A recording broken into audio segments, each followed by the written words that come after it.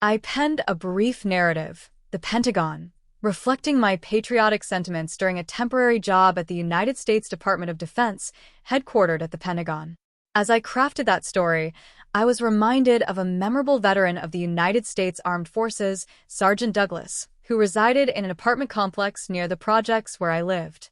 His remarkable and unconventional behaviors are firmly etched in my memory. Sergeant Douglas was a retiree from the United States Army. We knew him solely by his military name, Sergeant Douglas.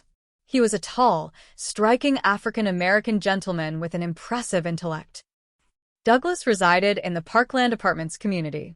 His apartment door was always ajar, revealing the immaculate interior of his modest one-bedroom dwelling. He spoke with great eloquence. He was always impeccably dressed, and his black patent leather shoes gleamed. His drink of choice was Kentucky straight bourbon whiskey. Sergeant Douglas rarely ventured out for groceries, relying on his daughters to handle that task. However, he did step out to visit the liquor store. Family and friends frequently visited his home. Upon entering, you'd be met with a cold, stern gaze, followed by a military salute. Then he'd bluntly ask, "What the hell do you want?" If he liked your answer, he'd motion you toward the couch and pour you a drink. No small talk, just presence. Sergeant Douglas had a clear view of the street from his kitchen table, where he'd watch the day's activities unfold while savoring his whiskey and preparing a full-course, soul-food meal. Fried chicken, collard greens, candied yams, and cornbread were staples, his culinary pride. He cooked with precision, as if each dish were a mission briefing. His metal bookcase was adorned with framed photos of him in his military uniform, military awards, and medals. One photo showed him standing beside a tank, another saluting in front of the American flag. A third, tucked in the corner, showed him smiling with his daughters, his pride, his legacy. A Christmas tree, twinkling with colorful lights, was a permanent fixture in his living room.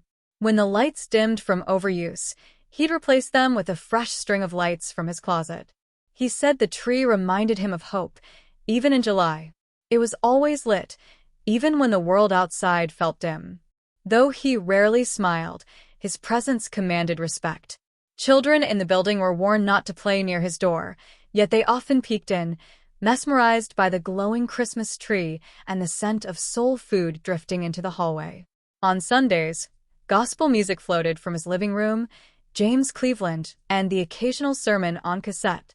He never attended church, but he quoted scripture with precision. "Honor thy father and thy mother," he'd say, sipping bourbon with reverence. His voice carried weight, like a drumbeat in a quiet room. Even silence seemed to stand at attention around him. Sergeant Douglas, I salute you. May you rest in peace. Respectfully, Mia. Thanks for listening to Mia Z. Edwards' Diaries. Memoir Mischief Never Sleeps. See you tomorrow.